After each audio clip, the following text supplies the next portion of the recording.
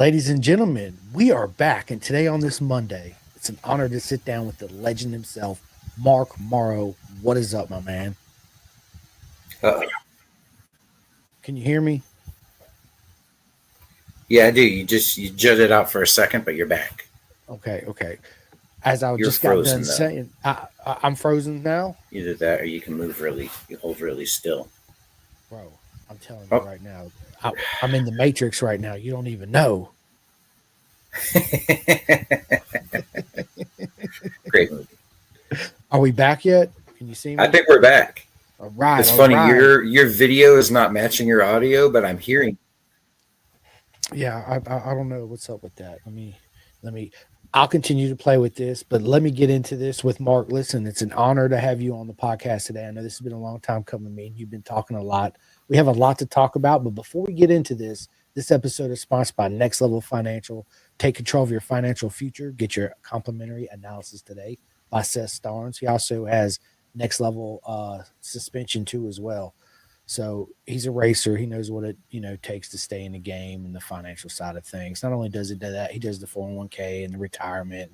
You guys, look, give him a shout for sure. It's what he does is a proper mega job. Another thing I tell everybody is it's 2025. People, love yourself. Go to bisontrack.com. Get you a full custom suit. Dish that off the rack suit, make a purse, a backpack, give it to your wife or your son or something out of it, right? A shopping bag. So when you go to the supermarket, whatever, you need a full custom suit. It makes a world of a difference. Mark can tell you the same thing with a custom suit is night and day compared to an off the rack suit. Because for most of us, it's not going to fit you 100% correctly, right? And in the areas that it don't fit you correctly, let's say your arms, causes arm pumps. You can't stretch or move the way you need to. So listen, love yourself. It's 2025. Bisontrack.com. Join the herd. Let's go. Anyway, Mark. Love yourself. Love yourself. That's right. How That's you doing, awesome. bro? I'm doing great. And on that note, I will back that up. Full custom leathers. So there is just no. Once you go full custom, you'll never go back to off the rack.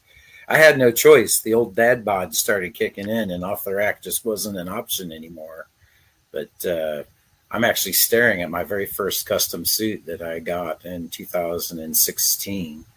I can't fit that one anymore. I'm on to a whole new customs, but that was several suits ago. But full custom's the way to go. It's not Bison. I don't want to rain on the sponsorship parade. I'm sponsored by VO2 Leathers, and they're a small North Carolina company, and they've taken really good care of me over the years. So, but anyhow, I don't want to turn this whole thing into a commercial broadcast. What's on your mind, man? I'm glad to be here. This has been I've been excited thinking about this. This is looking like a lot of fun. So. Me too, Mark, man. Just speaking on that, there's many companies out there that do custom leather suits. You're not going to go wrong by getting a custom suit from anyone. So it's 2025. People can't love yourself. Get that custom suit. But yes, Mark, bro, let's get into this, man. I want to start off as I always start this off. Your beautiful journey on the two wheels. Where did it all begin for you? It just froze. Nope. Seems like you're back now. You're moving. Can you hear me? You froze for a second. Can you hear me? Yeah, I can hear you. Okay. I think we just have a okay connection that occasionally is giving us a hard time, but I hear you, honey. So carry on. What did you start off asking? I didn't hear it. Oh, as I ask all my friends, your beautiful journey on the two wheels. Where did it all begin for you? Wow. When did it all begin? My first memory of motorcycles was my dad. My dad, he was not a racer. He was a doctor, and mom and dad were broke from all the bills from medical school. Starting a family, brand new young doctor in his 20s, and they needed a second vehicle. And Dad saw an ad that said 90 cc's, 90 miles per gallon, Honda Trail 90. So the same year I was born, he bought this little Trail 90, which is For those that aren't old that don't remember what that, it looks like a moped. It's like an overgrown moped. But us kids, he would come home from work and we would hear him like 2 blocks away. He'd start beeping the horn just to let us know, like, and it was fierce. I have 3 siblings, an older brother, an older sister, and a younger sister. And we'd be like straight arming each other and running to whoever got outside, whoever was there first got the first ride around the house, and he'd ride us around the house. And I learned really quick that it didn't matter about being there first. It mattered to just stick around, because after you got your turn, if you waited patiently, you could get a second turn. I liked riding on the bike, and I got as many rides as I could. As many times he'd take me around the house, I would ride around the house. So that's like my first memory of a motorcycle. And, later he taught me to ride on that bike before I could even touch the ground. He had me sit on the seat in front of him, hanging on the hand. It had an automatic clutch. So I was working the gas and the brakes and steering, and he was just sitting on the back and just being the kickstand whenever we came to a stop. And it even got to a point where he would let me go solo. And he's just like, if you tip over, tap out SOS on Morse code on the horn and I'll come get you. But I never tipped it over when I was riding that solo, but there was no way I could have picked that bike up and gotten back on it. But I would go and riding on these trails that we'd go, and he would like sit there and read a medical journal or something. He was always studying, and I'd be riding around on these trails on the Trail 90, barely can touch the foot pegs, let alone touch the ground. So I think I learned at a really early age about commitment with bikes. They talk about off-road riding and pavement. Sometimes it's all about the mental. You just have to commit and, say, I'm going to make it through this section. And I think I learned that at about 5 or 6, 7 years old, because the penalty, if I couldn't, was I'm going to be stuck and I have to live through the shame of, I never wanted to hit that SOS for dad, So yeah, the Trail 90. That's my first bike experience. And later he upgraded to a Honda CB450, and he gave me the 90 when I was 13. We moved out to the country. I grew up in Syracuse, but we moved out to the country when I was 13. Got a horse farm, and he gave me the 90 to be able to check on the fences. Sure. Yeah, very early I started a bad habit of riding down to the end of the field, get out of sight, and then out on the road. How fast does this thing go? Yeah, everything I've ever owned, it's always been how fast, early in the relationship with any vehicle, I've always been like, what does it do? What does it do? Let me see how this girl dances. So, and that like most people, did a lot of dirt bikes when I was a teenager. And then I got in trouble over the little joyrides that involved the Onondaga County sheriffs. He said, "Oh, so you stole your dad's keys, did you?" I said, "No, he gave me permission." That didn't go over well. Dad got ticketed. The bike got sold. I was told, when you turn 16, we're not going to sign your we're not going to sign your learner's permit. You're on your own. So everybody in high school got their license that year, and Mark was riding his bicycle to school and taking the bus when it was snowing. Really sad year. The year of 16 to 17 was a sad year for me. And then I got it.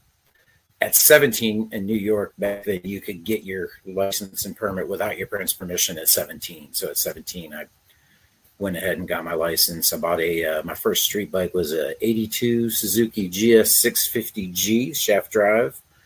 Loved that bike. It was a great bike. I did a lot of cool things on it.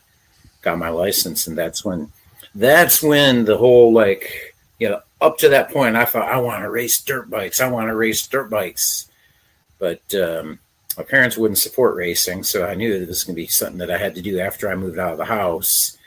And I'll spare you the details, but the 3 times I tried motocross, I I'm a good You trail get up rider. I like still this am a right pretty here. decent trail rider. I can get up.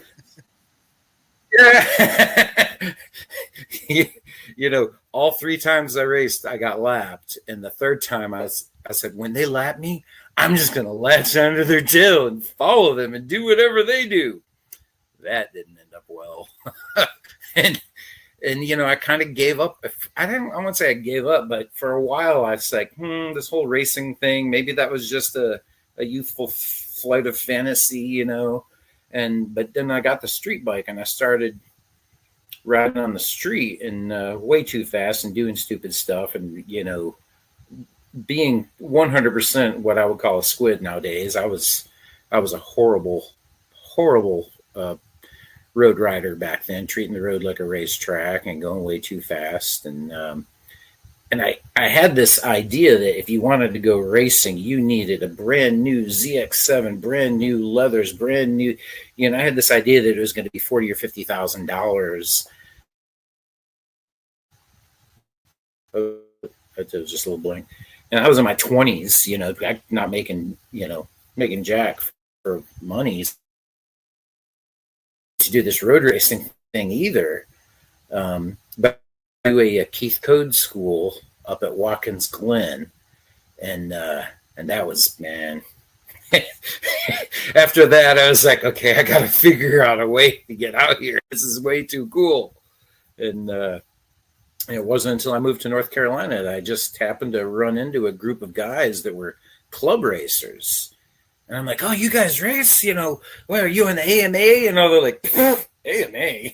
You know, and I'm like, man, I want to race, but I just can't afford to get a brand new bike and all the modifications. They're like, isn't that an RZ350? I'm like, yeah. They're like, that's the perfect bike to start racing on. Just safety wire it. We'll show you how to safety wire. Come on, take Ed Bargey's class. Boom. You know, so they kind of held my hand and showed me that there's a way to, you can be a cheap racer. There's a low budget racing. I had no concept of what club racing was or grassroots racing. So I took Ed Bargey's school in December '94 at Talladega. And then 2 months later, I went to the Weir season opener at Talladega. And contrast to my motocross experience where lapped and crashed, you know, really abysmal. Oh, I forgot the time I went to Unadilla once, and there were so many people. They're like, we're going to do heats, top 20, move on. 21st. I was like, man, I just can't catch a break. I go to that first race with Weir, and I signed up for everything. I signed up for club and D Superbike, lightweight twins, the solo 20. They used to be called the 50 milers. They were 50-mile endurance races. I did everything. I finished second in Clubman, first race ever. I didn't know where I started dead last, and I just kept on passing bikes. And after a while, I noticed that the bikes I was passing had white plates instead of yellow plates. I just kept on going, you know. I come back into the pits, and all my buddies are like, "Whoa!" Slap me on the ass and everything. I'm like, "Whoa, what happened? What happened? Did somebody do something cool?" They're like, "You got second. You were third overall. The only person ahead of you was first place novice and first place expert." Yeah, I'm like, "Oh, well, I guess I'm pretty good at this." And I jumped in with both feet. I was waiting tables at the time. A nice restaurant. I'm not saying I was getting rich, but I was making maybe more than the average 24-year-old was.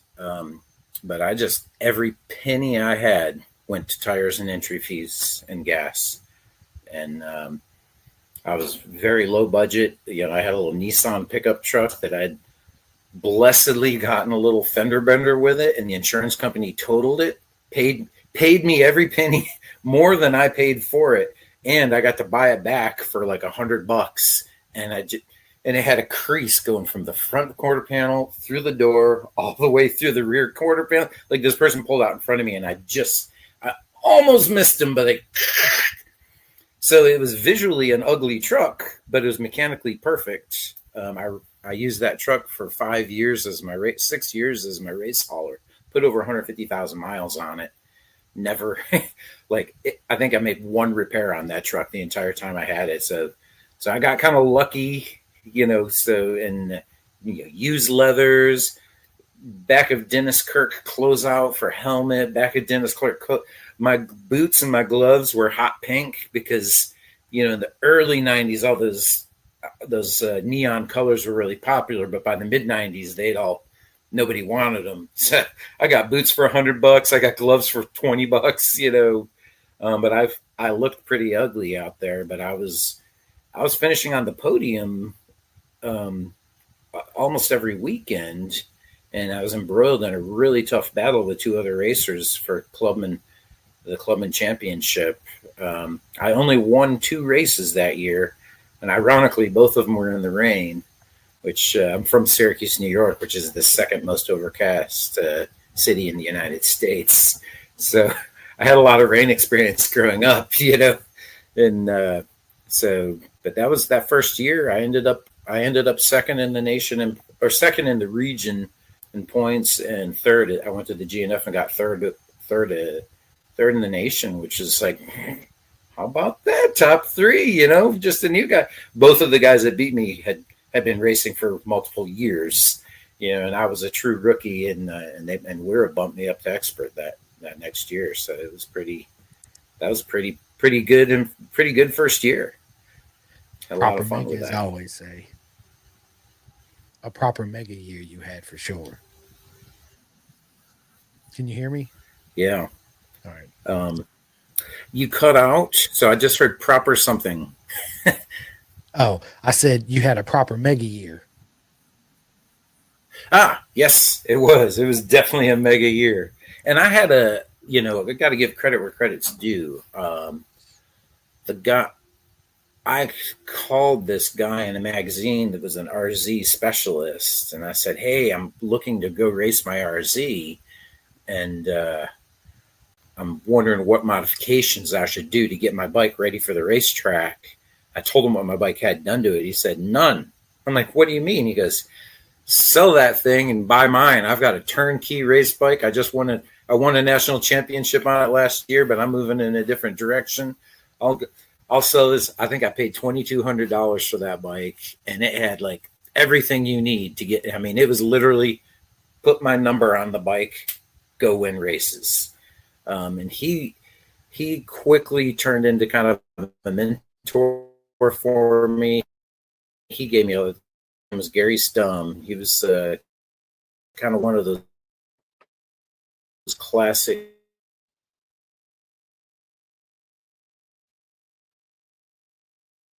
everything was just good, so I had some advantages for sure. So he was a big help. He was a big part of that success for the first several years. He really helped me out a lot. So that was a lot of fun. So that's kind of the short version of how I got into it. And that first year I just raced Weira. That was 95. But in 96 I got a CCS license, mainly because I wanted to be faster at Road Atlanta, and Weira only went there once a year back then, but CCS went there 2 or 3 times a year. So I was like, I'll get a CCS license and, double dip a little bit and get more track time. And then, of course, the addiction caught in, and I found myself started chasing points with both of them. And that became, for all these days off, work started getting pretty upset with me, and I really wasn't paying my bills, and I was in danger. 96, 97, 98, and 99 was my last year competing with CCS. And really 98 and 99, I only went to 1 or 2 races with CCS. I kind of had pulled back by that racing on Weira. You started in 99, right? Yeah. Yeah. You did? Yeah, I started 99. In Phoenix, actually. This is my very first road race license. I was going through my stuff and I found it. There it is. Yeah. Yep. 1999. Competition Championship Cup Series, CCS. Yeah. We might have been there. Did you go to Daytona? No, I did not go to Daytona. I was out in Phoenix.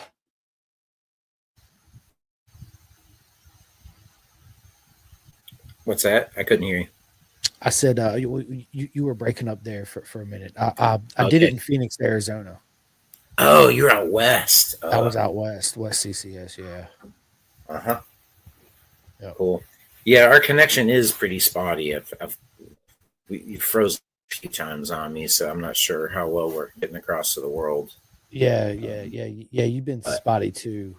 We'll just keep going, and if it ends up like at the end, I'll go back and rewatch it. If I can't edit it to make it smooth, we'll just redo it. It's not a big deal. there you go. Yeah, we'll just redo it. But since we're here, we're having fun, and the story's Yeah. being told. Let's just go, right? So, See, now you're fine. Now you're fine. Yeah. It's good. You know, everybody's got a beautiful journey into two wheels, right? And it's always fun to hear everybody's side on how they got into it. It's a beautiful thing. And you, my friend, had an awesome journey, right? Getting in trouble cool. on the Israel says split gearbox CT90 for the win. Yeah, absolutely. Right? The high low. That's right. That's it. And then we got Ellen Marrow. What is up, Ellen? She says, I see y'all. Let's go. You're right. Let's go. That's my wife. Love it. I know. My number one supporter, by the way. You got to have that. We met in 2012, and I had been racing for about 15 years at that point. And since we met, and actually when I hadn't gone a whole year without a race, but I had gotten hurt in 2010, and it really hurt my finances as much as it hurt my body. And so for like 2011 and 2012, I only went to 1 or 2 races each year, just enough to say I'm still a racer, but I wasn't chasing any points or championships. And when we started dating, I was kind of downplaying the racing because my previous girlfriend wasn't really fond of it. And so I had experienced the wrath of someone, not the wrath, that's not fair. But I had experienced the situation of having a non-supportive partner. And I was kind of very leery of, having that happen again. So, and she was the kind of one that pulled me out of the shell. She's like, so what's this about this motorcycle racing, And I'm like, oh, well, it's just a little hobby. I do it occasionally. Haven't really been doing it much lately. The bike's kind of worn out. It needs new topping. It needs tires. And, she's like, well, I think it sounds great. We should go. I'd love to watch you race. I'm like, well, money's a little tight right now. And she's like, well, what are you talking about? Like, I didn't know what to get you for your birthday. I'll just sponsor you for a weekend. You fix your bike. Let me know what it is. And so I fixed up my RD, and we went up to Summit Point to a race. And I got the whole shot. I lead the first lap, and then I come around on the second lap, and I blow my engine. On the front straight, right on the front. Come on the front straight.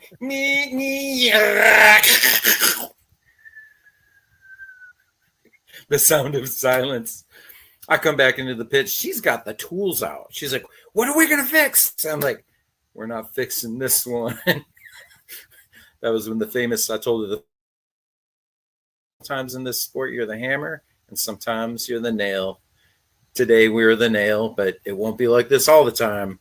But there's always a chance that this is the outcome. And it didn't bother her one bit, and we came back strong. And from that point on, 2013, we started chasing championships again. And but I was going to say, the entire time I've known her, she has missed exactly 3 races. And all 3 were just because 2 were because of work that she could not get out of, and once was because she was in the hospital.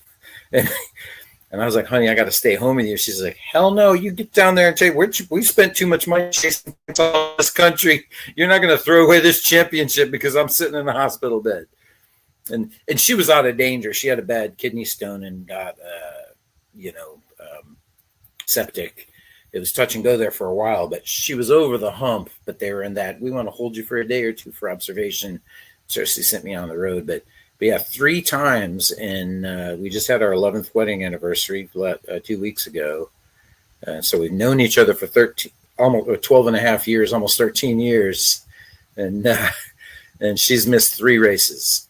So she's hardcore. she's a big part of the race program here and the school too. So I love it. It's Ella, you're absolutely amazing woman. Thank you so much for all the love and support for Mark here. It's good to have that support system. it's I remember Eileen. Eileen. Sorry, I remember when I met my wife. We met on a blind date, and I was like, look, one thing you got to understand about me. I am plumb psycho over a motorcycle. She's like, what are you talking about? Like, okay, whatever. And then I bring her home, and I show her my room. She says, holy shit. I was like, this is just a quarter of it. She's like, right. So yeah, she supports me 110%. Always have. If I didn't have her love and support, I wouldn't be able to do what I do either, right? As far as podcasting, much less, riding and all that good stuff. So it's very important to have that support system in your life for sure. And this year is 30 years for me. Started in '95, and this is 2025. And in those 30 years, I've raced with a supportive girlfriend. I've raced with a non-supportive girlfriend. I've raced 100% totally several years.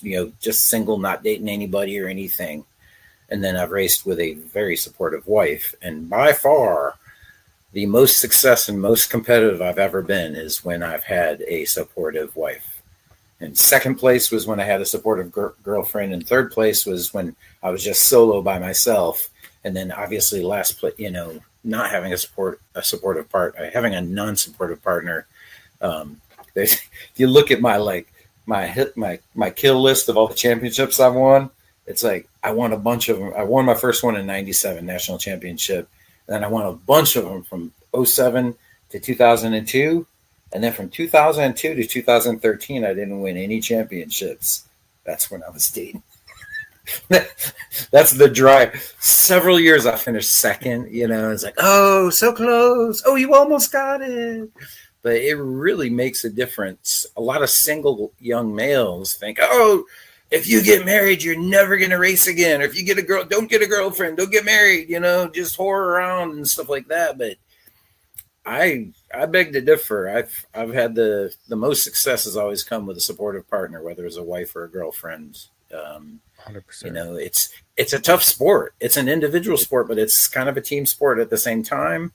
And when you have a good support network, you can focus on the things you need to focus on. You can focus on lap times and strategies and say, doing what you got to do. So 100%. You're free right here. I'm blessed. I found. Absolutely. I got lucky. I found one of the good ones. Nobody touch her. She's mine. Mark is taken, ladies. I'm sorry. Yeah. So was Eileen. Yeah. So Eileen, there you go. Yep. Frank says, glad to see you're doing better, my friend. Yeah, I got jacked up last year pretty bad. It was the worst accident. Is the worst I've ever been hurt racing. And it sucked. And it was weird. It was seven broken bones. 2 of them were major breaks, and the other 5 were just annoying, painful cracks, but they weren't non-displaced. But you still feel all the pain on a non-displaced break. And I had them on both legs, both arms and my back. It was really just one of those just one in a million crashes that I just, never saw it coming in a million years. And then when it was happening, it was like, oh no. And everything was in slow motion. I'm like, I can't dodge. Guy went down right in front of me. I went right into the back of him. And I had an air vest and it deployed, but I still broke that collarbone, that rib, 3 bones in my foot, broke my fibula, cracked my pelvis. That was a buzzkill. That was the worst of the pain, but it also went away the fastest. So, for about 2 weeks, that was just everything was about my lower. But the really good news is that neither of the big breaks required surgery. Both the foot doctor and the shoulder doctor were like, it's gonna. Let's roll the dice. Let's see. Let's give it 2 weeks, and if it's giving you, if it looks weeks, both of them said, let's keep on, let's go another 2 weeks. And sure enough, they both healed fully. I still have a click up here in this shoulder, but and that's my fourth collarbone in life. So three were racing and one was a big brother wrestling incident. But yeah, last year sucked. It was 2024 was not kind. Mark Marrow or Mark Marrow Racing School. It was a rough year. I'd love a do-over, please. Right. But there's a lot of great too. It's still a great season. I'm blessed that I'm 57 or 56 overweight and still find ways to be competitive on the track. I love it. Next year, people are like, aren't you getting old for those motorcycles? When are you going to slow down? I'm like,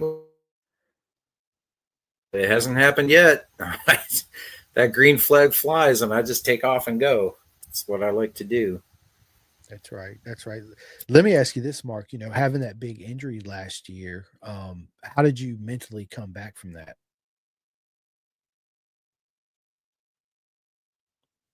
Can you hear me? I think we lost him again.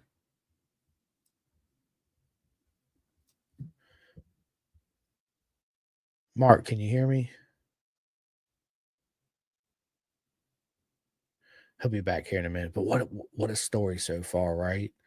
Man. Uh-oh, hang on. Let's see what we got. We need to connect their mic before you can add them.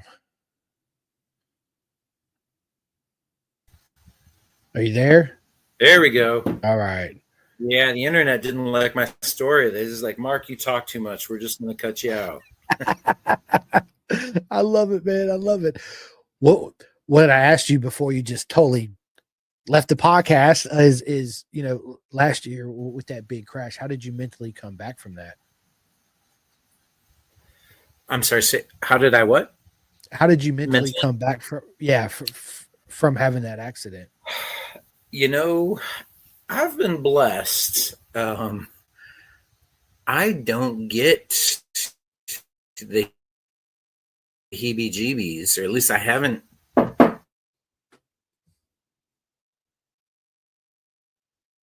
I certainly do a couple things. My first time back on the track was this January down in at Jennings. There's a really fun little endurance race, the Separano Classic, and I showed up for the practice day and I went out my first session. I said, I'm just gonna no expectations. I'll go as slow or as fast as my brain and body tell me to go. And first lap I went pretty slow. Second lap I went a little faster, and third lap I went a little faster. And by the end of the session, I was like, all right, I feel good. And then the second session, I started. Second session, I looked at my lap times, and I was like, oh, I'm a second off of what I ran last year. So, not bad for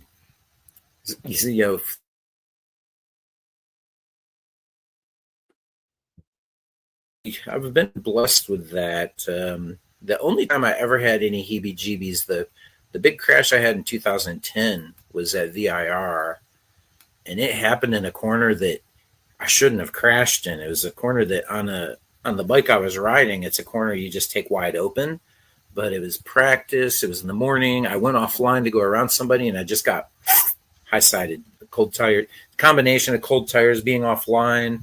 I'm not sure what it was, but that crash, the first time I went back to VIR, which I didn't get back to VIR for a whole year, I got back on the bike as soon as I healed up from my stuff, and I went down and raced at Savannah. But I didn't go back to VIR until the same event a year later. So a good 12 months went by with me getting ideas in my head about that corner. And I remember the first time I got to that corner, which is a wide open. It's really just a bend on a 600 or 750. You might have to roll off there, but on a little bike, you just pin it. And I remember getting to that corner saying, I'm just going to keep a pin, and just automatically, I was like, damn you, next lap, I'm going to keep a pin. I got to that. My body just would not let me stay pinned through that turn. by the end of the weekend, I was there for Saturday and Sunday. By the end of the weekend, I finally got it pinned through that turn again. And so that's the only time that I ever really had like heebie-jeebies and had something in my brain telling me, hey, you got hurt here. Stop, reconsider you think about what you're doing next, But other than that crash, anytime I've crashed, usually I've gotten right back on the bike that same day or that same weekend, a little thrash in the pits, replace foot peg, replace clutch lever, replace clip-on, and get back out there. I crashed pretty hard at Barber in 2020, and I shattered my finger socket. This socket, it was a jam, and it did that to the socket, and now this is my full range of motion. Whereas that's what that one does. I remember after that one, I've never looked at that little chicane on the back straight the same way.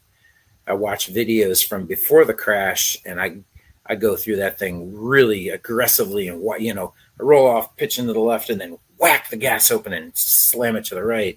I've noticed that now when I go through there, I roll off the gas, go to the left, and you can hear, da, da, da, da, da, da, da. I'm a little tentative on that left-right flick, and I don't go immediately to full throttle. You hear a nice, I learned my lesson. I'm not ever going to do that one again. But for the most part, though, we all make mistakes, and you just got to live in the moment, put it behind you. Don't do that again. 100%. And we got Paul Pendergrass in the house. What is up, Paul? He says, what's up, Paul? Fellas? Paul's absolutely amazing. And we got there's Karen. My sister, Karen. Hey, Karen. I said Karen. I'm sorry. Yeah, that's my big sister. That's my big sister. She's big out in sis Chicago, in the house. Grays Lake. Love yeah. It.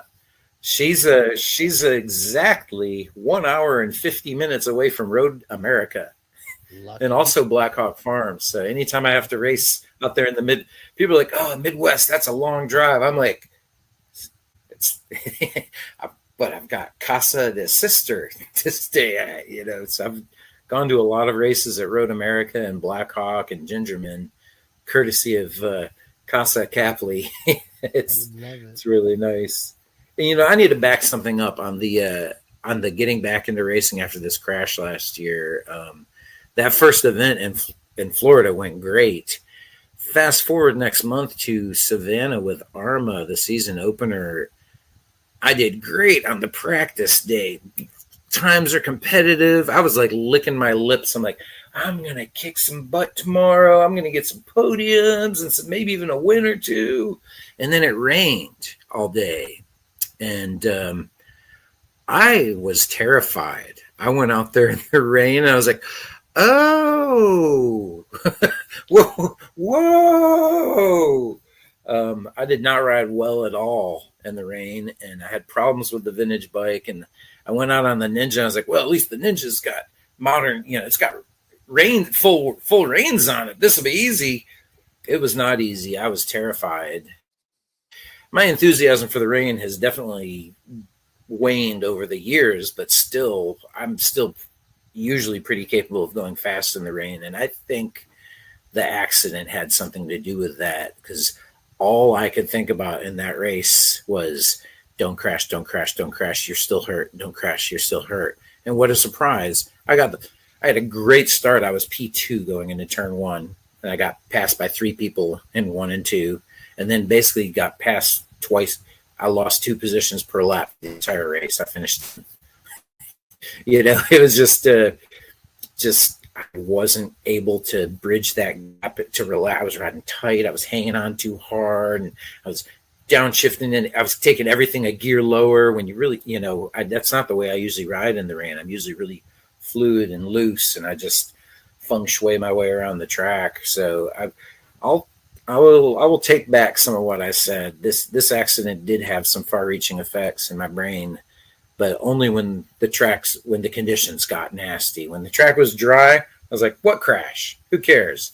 but the wet conditions definitely. I'm even now, like next time it rains, I don't know, maybe I'll just sit and watch. I used to laugh at the old guys that would say, I'm not taking any chances in the rain. I'm like, you suckers, I'm going to clean up more positions for me. And now I've become one of them. I don't really like riding in the rain. It's not fun. And it increases your chances of going down. But that was a fun rain race. Yes, Sunday. Yeah, yesterday at Barber. There's some exciting racing. I don't watch a lot of Moto America, but I watched those races. that was a lot lot of fun. There's some good ones. It was a mega week. Juju, did you watch the? Dude, of course I watched them all. Did you watch the Junior Cup or the Talent Cup?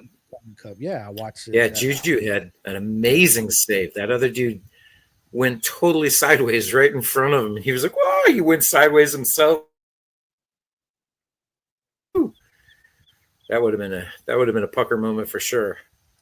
100%. I can't remember who's the super sport rider that finished with no foot peg. And I think my boy Ty Scott. Yeah, that was. I was watching that. I was like, "No, that's kind of stupid thing that I would do." And like, because I get in this whole got to get the points. Just if the bike can continue, I'm going to get back on it and ride it.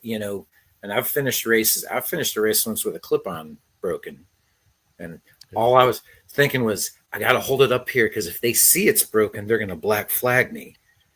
You would think I was thinking, oh my God, this is so dangerous, I'm going to die. But no, all I was thinking is, don't let the corner workers see that the clip-on's broken.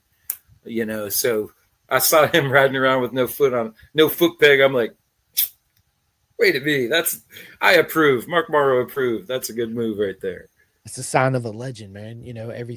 Put everything on the line. If the bike's still going, let's go. Let's get it home, right? And I think he finished 9th. And one of my heroes, I've got several people that I respect.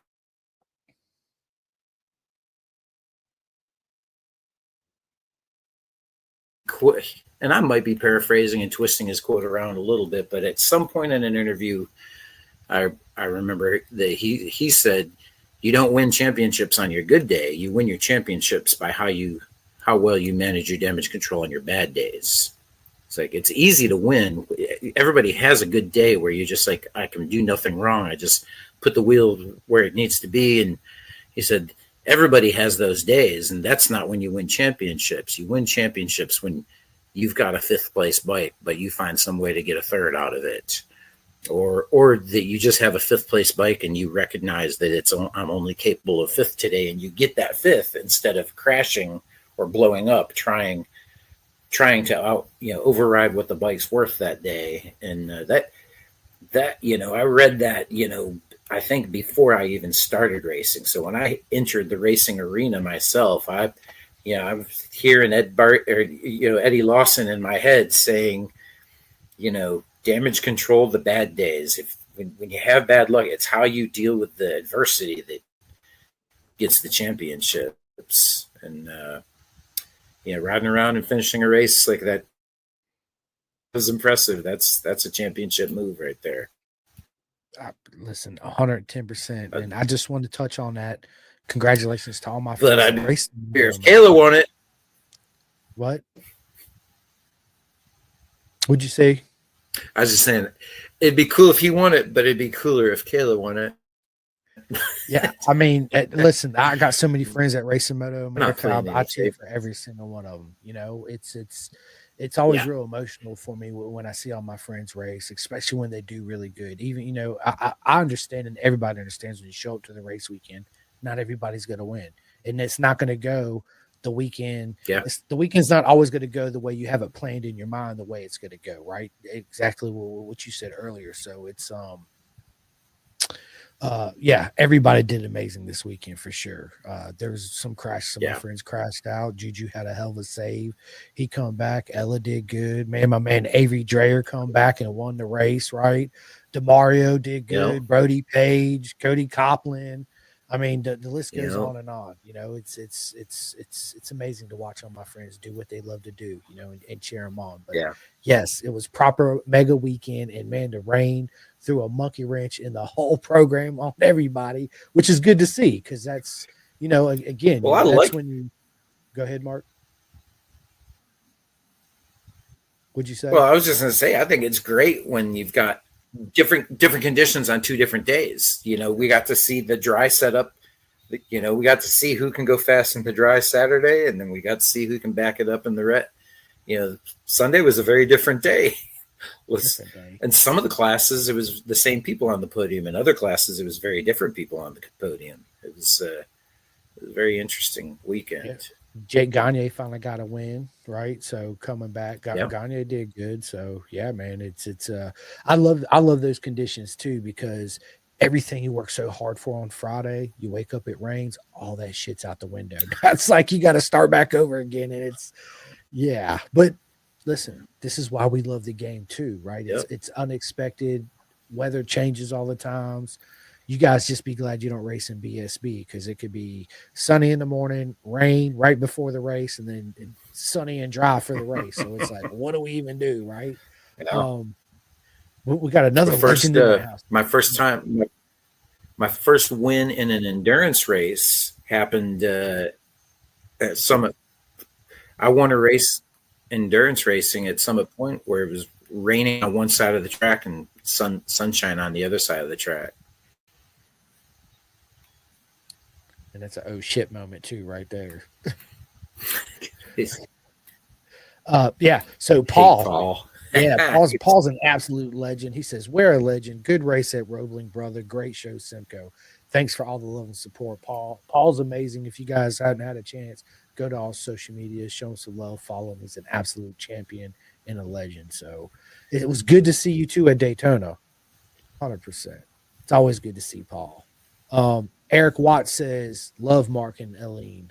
Yeah, Eric's a good guy. He's Eric Matt Pataka and I have teamed up doing endurance stuff this year, and we're going to do all 4 rounds of the Wira series. And I'm I'm I'm already like ordinarily I'm like, yeah, we split everything even, we all get even track time, but Matt is so fast, and Matt and Eric are both so much faster than me. I'm starting to think more like, well, as team owner, maybe I'll put the fast guys out there, and yeah, we don't need 3 riders for a 2-hour race. Maybe just Matt and Eric can go out there. If somebody gets a cramp or something, I can finish the last 15 minutes. But I'm still in it. I mean, I'm an addict. I want to go out there. I still haven't done a 2-hour race all by myself. I want to do a 2-hour, just me, just go out there. But I don't want to do it this year we want to do what we want to finish on the box this year. So I'm gonna lean on Matt and Eric a lot. They're both very fast riders, and you know, I love endurance racing, man. It's a lot I of do fun. too. Man, I'm a huge fan of endurance racing. And Eric Watts, thank you for tuning in, my friend. You're absolutely proper mega. Thank you so much. Of course, we got with a bunch of heart emojis and checkered flags. Yes, usually, well, with my cast on, I won't do it, but usually it'll bunch of hearts will show up. But that's for you guys and girls. Yeah, absolutely. I don't know why it's not doing it. It's probably me. I don't know. I did. And then we got Mackenzie Wall. My dad is famous. Yes, it's my girl. Love it. Yeah, she's just a couple. She's a week or two away, just a couple weeks away from graduation. Yeah, Congratulations. She's be a nurse. She's up at Averett University. She lives 15 minutes away from VIR. I'm an hour and 30 minutes away, so I hope to see you there. Come up, trust me, I'm not hard to miss. You see my bright pink shirt and my blue, dude. You'll ASRA has a race there this year, right? Azra, and so does VIR. I mean VIR. So does Moto America.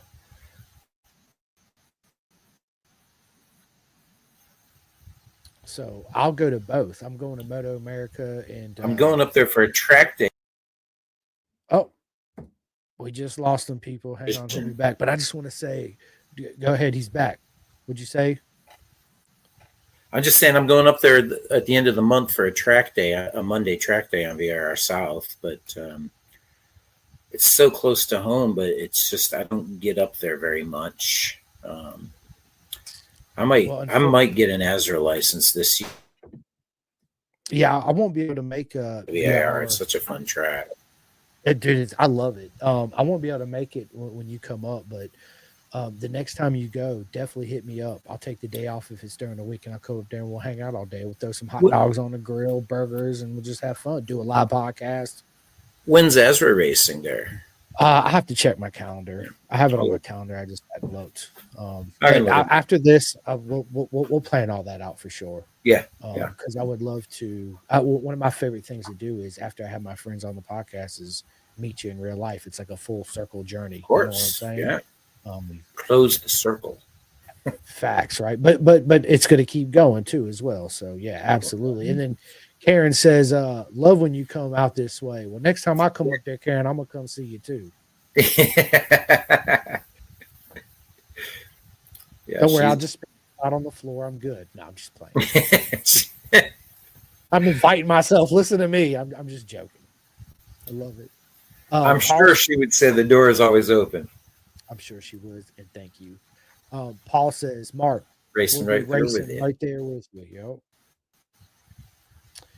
And then Ellen, yes, that's something I wanted to talk about too. Sorry, people, about the spotty connection we have going on today, but no worries. Me and Mark are definitely going to run this back to where it's clear, everything runs smoothly, and there won't be no cut in and out. But yes, you are. How did you going from racing to, hey, I want to be an instructor, and then doing your own track days and all that stuff? How did all that take place? So that's a story. So I told you my dad was a doctor when my mom was a piano teacher. And from a very early age, not only was I forced to take piano lessons from her, but when I was bored, I just hang out down in the studio and, listen to her teach and listen to other students play. And so all my life, I kind of had her teaching style, but both as a student of hers, but also as her son, and just also as just kind of observing. I kind of watched her. And when I was in high school and trying to figure out what to do, I was on the college track, but I didn't know what I wanted to do. So I decided to go to the Crane School of Music at Potsdam for music education.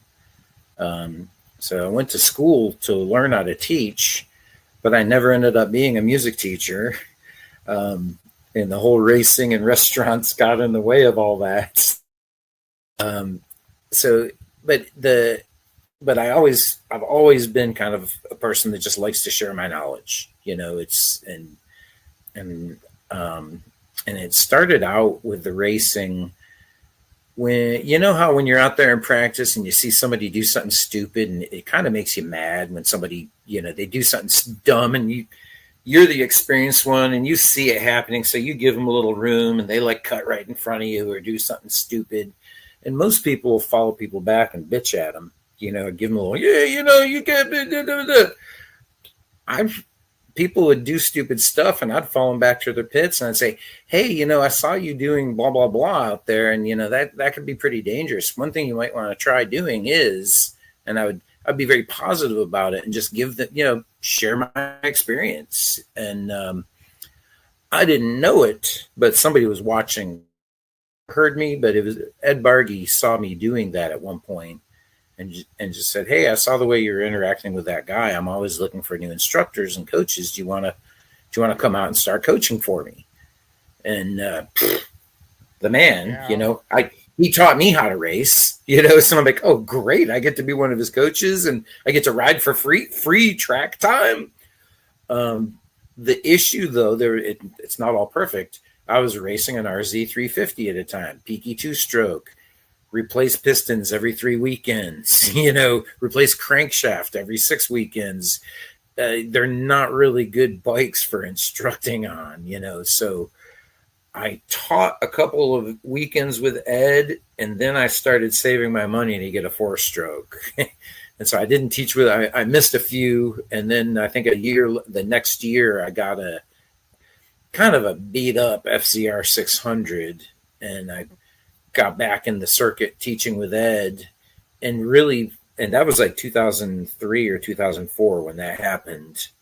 And really since then, I've been on some years I teach 1 or 2 with Ed. Some years I teach 4 or 5 with Ed. Some years I wouldn't teach any at all with Ed, but I was, coaching with Ed whenever I could fit it in, whenever I had a 4-stroke that was running. Ironically, I've had bad luck with 4-strokes. 2-strokes are a lot more reliable, but that FCR let me down. And then I got a Ninja and it let me down. But then I got an SV and it let me down. But fast forward to 2019, and Arma, the guy that was running Arma's school, his wife passed away, and he just let Arma know that he gave them notice and said, this is going to be my last year. He was overcome with grief, and he didn't leave him high and dry in the middle of the year, but he told him, when the year's over, I'm departing. And the executive director for Arma and I were pretty tight, and he asked me if I'd be interested in the position. I'm like, I didn't see myself as the instructor at that point. I saw myself as a coach. But I also know that when opportunity knocks, you got to jump, And so I said, absolutely, I'd love to do that. And he said, there's a caveat. He said, the outgoing guy said he doesn't want us to use his curriculum or his name, so you're going to have to create everything on your own, clean slate. And by the way, it's December, and first race is in February. So, can you knock that out in 6 weeks, 7 weeks? So I was like, sure. And 2020, I took over Arma's school. We renamed it. I came up with my own name. I came up with my own curriculum, hired all my buddies, my favorite race buddies, to be my coaches. And man, it was just like, I was like, this is what I've been supposed to do.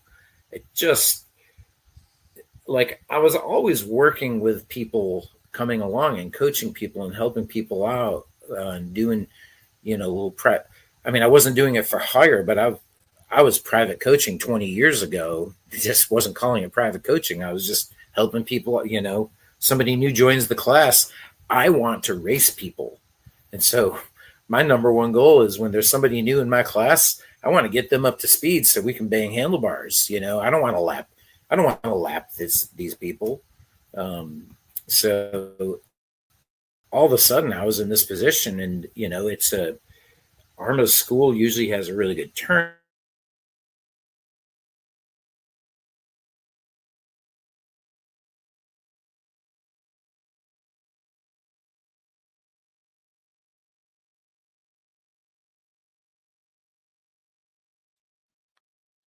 He cut out again. This is awesome. Cut out. Yeah. But am I back? Can you hear me now? Yeah. You're back. I didn't hear. Check. I didn't hear anything you just said. Okay. So, like, for like a minute or 30 seconds? Yeah, I'd say for a good 45 seconds.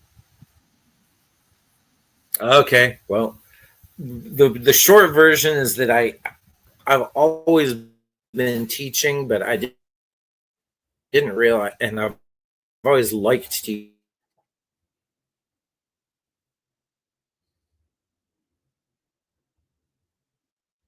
Cut out again, right? Am I back? Yeah, you're back now. Yeah, you cut out again. Can you hear me now? I can hear you now. Yep. Yeah, it's boy, the internet doesn't want me to share this story. No, it don't. It's not been wanting us to talk here a lot here, but it's okay, because we will win. Yeah. So here goes, third try. The basics are just that I've always loved teaching, but I didn't realize how much I love teaching until I started running the school. And that was when I was like, wow, I've found my niche. This is what I want to do.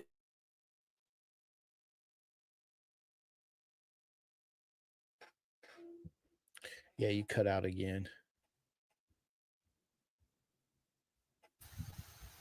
Can you hear me? Yeah, I can hear you now. But yeah, you cut out. The Test, last test. thing Can you hear me? yeah, I can hear you. The last thing I got was, can you hear me? Can you hear me? Can you hear me now? There we go. Can you hear me now? Kinda. Test 1, 2. Yeah, kinda. We have got bad connection. Yeah, we got a bad Kind of connection. back. I see you again. Yeah, I see you. I hear you. I see you. I hear you. Woo. Yeah. Oh man. All right. So I'm going to try talking again. Let's see. So I've said it like 4 times, so I don't know if you heard it or not, so I've always loved teaching. I didn't realize how much I loved it until I started running the school.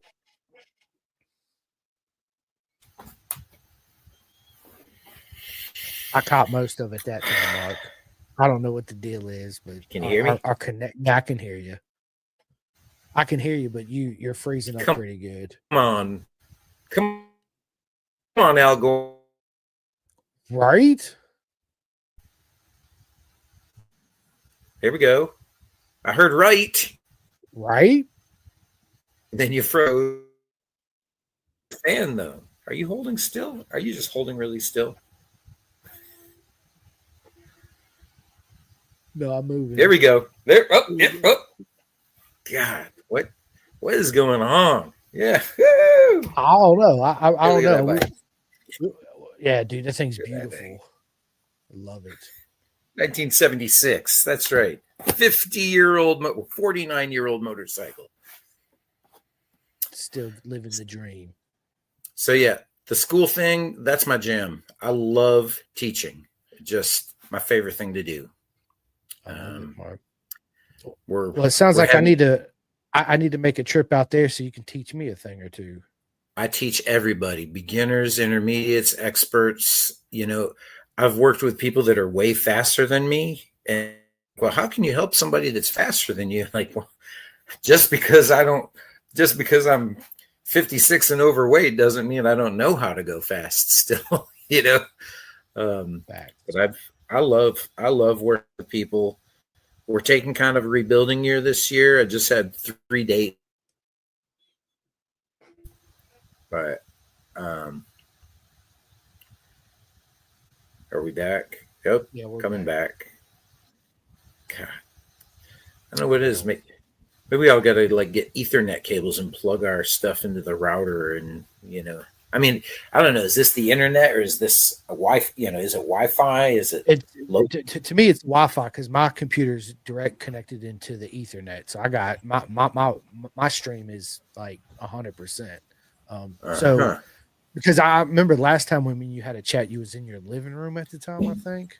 Your couch or whatever. Yeah, it streamed pretty good there. Sometimes when you go out in the garage, I don't know what it is about being out in the garage. It gets the Wi-Fi don't work as good for sure. My garage. I am literally 10 feet from where that couch is, though. Yeah, I know, man. I know. Crazy. It is. So we're gonna blame. We're gonna say this is my fault. Then is that? No, absolutely not, Mark. We're in this together, so you know. Hey, you know what? We're definitely gonna redo this one back. I can take one for the team. That's all right. I'm good. I'm used to it. All right, Mark. It is absolutely your fault. I love it. Good stuff, man. Good stuff. No, it happens, Mark. The choppy internet. It don't happen all the time, but sometimes it happens, man. It's part of the game. But guess what? We're going to rerun this back. We're going to have really good internet, and that way it's a smooth stream, and we'll just retell the story again. Because we talked. We're already an hour 4 minutes in this, and we barely touched on any of the things you really wanted to talk about because I wrote them all down. Yeah. But that's the beautiful thing about a podcast, man. Once we sit down and we start talking, you never know which way it's going to go, right? And as you start telling your journey and your beautiful story, all these memories start popping back up too. And you're Yeah. like, oh yeah, let me take it back there. Let me tell you about this time, which I love it, right? That's absolutely amazing. So remember at the Yeah. beginning, I told you too, I was like, Well, I'll tell hey, you, we're going to do a something I like couple to of talk these. about kind of related to the school. Go ahead. What? I said, What? but, can you hear me now? All right. I'm going Can to you try hear me? something here. Hang tight. All right. Hold on. No, you're good, bro. Hold on. Do 1 second. You're good. You are good. Take your I'm time. going traveling. We're going traveling. We're going We're back in going time. traveling. We're just going to see what happens. Hang tight.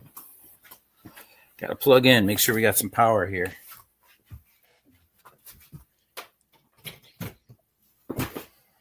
Turn on some lights.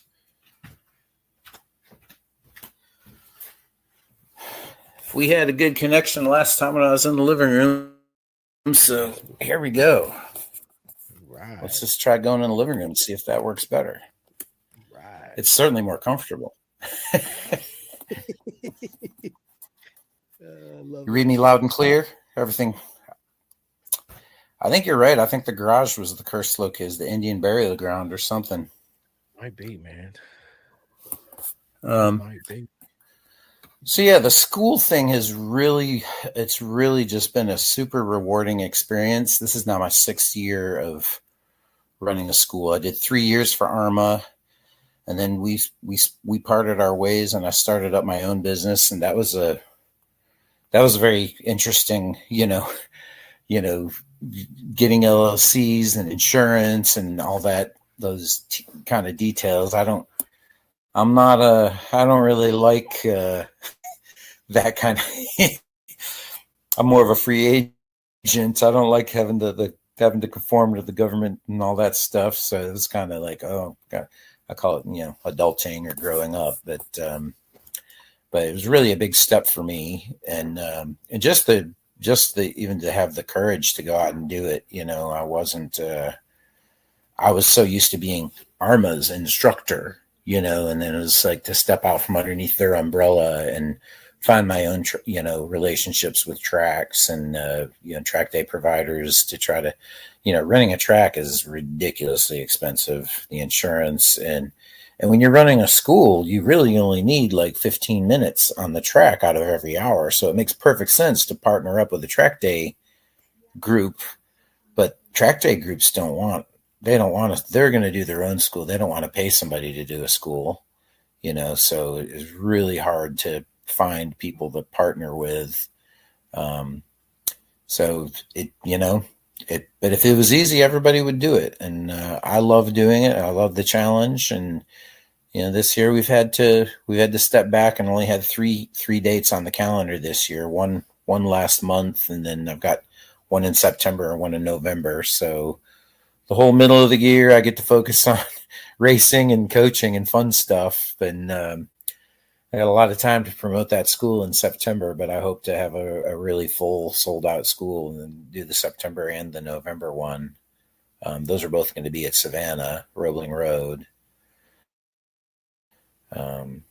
But once I started running the school, it's like I found my thing. It's just, if I could do it every weekend, I would, it would just, I get so much joy out of it. And even I had the kind of unique experience of having only 3 people signed up and 2 of them canceled. So I had a student. Amazing day. You'd think, oh, dude, you're not even going to make any money. I'm spending money to teach one student. But, I had so much fun. I gave this woman, she was a professor at SCAD in Savannah, and she got me undivided attention for the whole day, and it was so rewarding, especially because she's like, God, should I sign up for the races tomorrow? I'm like, you took the race licensing school, you're here to race. She goes, yeah, but I'm so slow and I don't want to get in anybody's way. And I said, just do it. The act of doing it will give you confidence and make you faster. And sure enough, she signed up that next morning. She was way faster in practice than she'd been the whole day before. And then she entered 2 races. Her first race, she finished last, but her second race, she caught and passed somebody. And she came up to me after that. She's like, I passed someone. I'm just like, yes. It's just such a great feeling. And that same day, she was out there, and in this same race, she's out there passing her first person. She was in the same race as me. She's on a Ninja 4 or KTM 390. A former student of mine kicked everybody's ass and won the race. And so I got to watch the student that I just taught yesterday out there passing her first victim, and the student that I taught a year ago kicking my ass. I got third, but he was gone. I was like, oh, I'll just settle in right. No, I won't. Not if he's going to go that fast in turn 1. Holy smokes. And it was really cool. He posted up his GoPro footage a couple days ago, and I'm staring through his GoPro footage to find places I can lose some time. I'm like, the student is now teaching the master. It's a very rewarding feeling to see your students succeed, And I've had a lot, since running it, doing my own school, I tend to have between 40 and 50 students every year.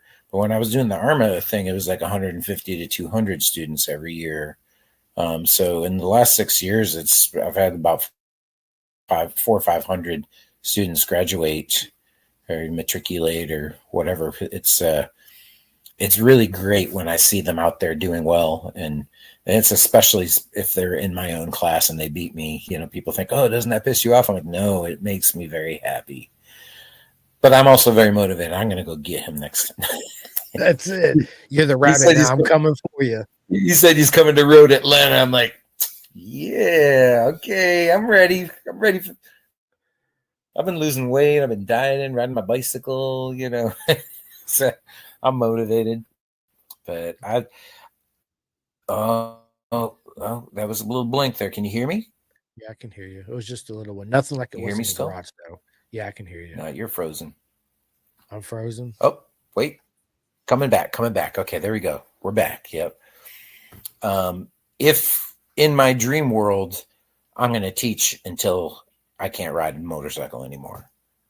Like, I can see myself stopping racing eventually, because I really don't, the trophies I don't care about anymore. The championships, I won't say I don't care about the championships anymore, but I've gotten more than anybody needs, so, but the teaching, Ed Bargy is still teaching his school, and I believe he's 80, and I want to be just like Ed. So I'm only 56. Hey, so by that math, I could teach for 25 more years. Facts. That sounds good to me. I'd like to do that. Be just like Ed. I love it. One thing that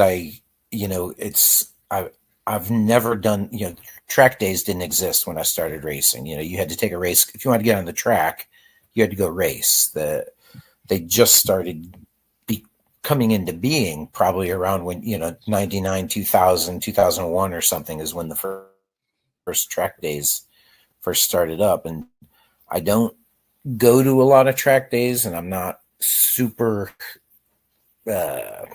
entrenched in that environment, and it drives me crazy because I go to track day website, Facebook pages and stuff, and tell people about my school, and I hear things that just frustrate me. People say, oh, I'm not fast enough for a school, or or I don't want to go racing, it's too dangerous. And I'm thinking, have you ride an intermediate group and you think racing is dangerous?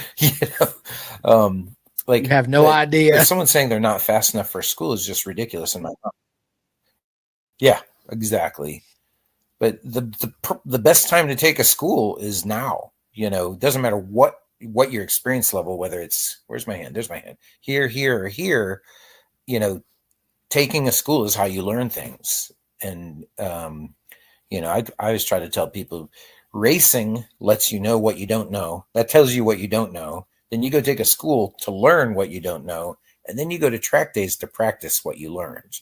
You know, that's the perfect balance of life. You do a couple races, take a school, go to a couple track days, go back to the go back to the races, rinse and repeat. You know, it doesn't have to be a school. You can get coaching or whatever, but you know, racing is the ultimate barometer. It lets you know, that's why people like me that are, and you are wired to, we just love that. You know, I don't have to ask you. I know that you love testing yourself. It's that I gave it my best. Maybe you won, maybe you're third, maybe you're fifth, maybe you're 20th. It doesn't really matter where that number is. It's you go out there, you give it your best, and you get that feedback of here's where your best was that day compared to the competition. And then the other one is people say you know, oh, I'm not ready for racing. I need to get my times down to blah, blah, blah. I'm like, you know, slow people race too. People don't go racing because they think they're going to win. They go racing because they want to challenge themselves. And in every race, if there's a race with 20 people, there's going to be 19 people that didn't win. If all 19 of those people adopt the attitude that they were losers, you know, Talladega Nights was a very funny movie, but if you ain't first, you're last is not a healthy attitude. It's funny, you know, very entertaining. I've watched that movie 6 times, but you know, I don't race based off it though. You know, there's 19 losers in a race with 20 people. If you learn when you lose, you learn what you have to do. You're like, oh, there's something I need to get better on the brakes. I need to carry more roll speed. My lines suck. You know, whatever it is, your racing is how you really find out ultimately what's wrong, what's broken, how am I going to fix it? So if I could have one wish is like to get track day riders to understand that come take a school, you won't regret it. You know, I've never had anybody take my school and say, man, that wasn't fun, or I didn't learn anything, or gosh, you really slowed me down. I was fast before I came in here and now I'm slow. You know, that's never happened. It's always the opposite. It's always, wow, this was a blast.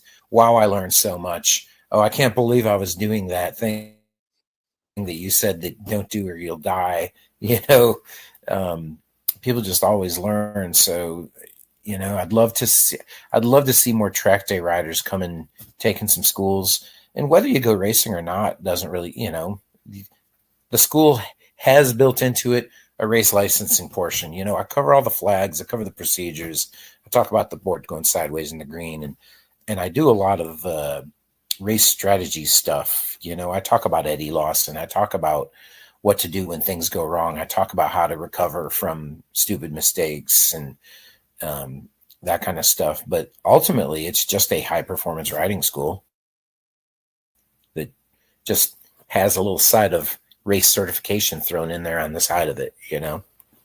So I do. You know, it's fun stuff. I think it's all also self growth too, to see how far you could push yourself. It's not only self improvement mentally, right, but it's also learning your motorcycle too, right? I'm big on when I talk to people about getting into track days is like, you know, do you know how to replace your own chain? Do you ever check your tire pressures? How often do you check your brakes? How often have you changed your brake or clutch fluid? Like these simple things. Clutch plate. Yeah, right. So doing racing too and taking schools, but also having a well understanding on how your motorcycle functions and works, right? All that to me is self improvement too, and that helped me progress and get faster because now I understand why I'm doing what I'm doing on the track, not just going out there and go, I just fucked up. What happened? You know what I'm saying? Go out there and learn by your mistakes and understand what the mistakes happen. I think a lot of it too is it's hard for us to put our egos to the side. We got to have the biggest, baddest, best bike out there with all the shiny bits and all this stuff. And I'm like, dude, you just wasted $50,000. You should have bought a 300 stock suspension. Don't even worry about Oh, suspension. Get you some proper coaching, right? Once you start out riding that stock suspension, guess what? Then get you a K-Tech setup or Olin setup or whatever you yeah. want to As I get. say, time for some fork springs and Right. I mean, internals and a shock. yeah, Yeah, it absolutely. there's a lot of ways to go racing on the cheap. A 300, you might buy 2 3 set tires a year on a 300, right? But you're going to learn so much. You're going to have so much fun. Oh Yeah, yeah. it's not fast in a straight line. A 300 is never meant to be Well, yeah, fast in a straight line. It's all about corner speed, because that's what gets you the fastest around the track is corner well, speed, right? absolutely. And I bought my Ninja 400 expressly for the purpose of being an efficient, cheap bike to coach on. But I like it so much, I decided to enter a race on it. And now, a year late, I raced that thing. I ran that thing in 5 and 6 endurance races last year and about 10 sprint races. I had a blast on it. And I'm a big guy. You know, I can clearly see when I'm on my 400 and someone else is on their R3 or their 400, we get to the start and we twist the wrist, and that other person weighs 100 pounds less than me. They leave me, and my bike has motor is right at the edge of what you would call super stock legal. I mean, the person I bought it from gave me a very long list of everything it was done to, and I'm like, ooh, ooh, oh, it's got that too, huh? I mean, it's got a lot of nice stuff on it. But I love it. I love this bike is so slow. My vintage bike has 15 more horsepower. My 50-year-old 400 two-stroke has 15 more horsepower than my Ninja. The Ninja is just keep it pinned.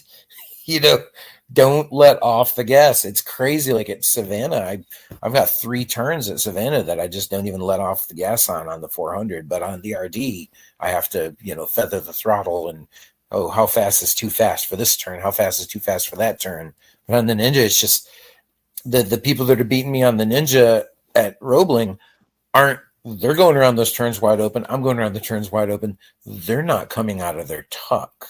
They're staying, and that's the next level for me is I'm just so used to always hanging off, always putting my knee on the ground, always, well, I'm a bigger sail than most people are.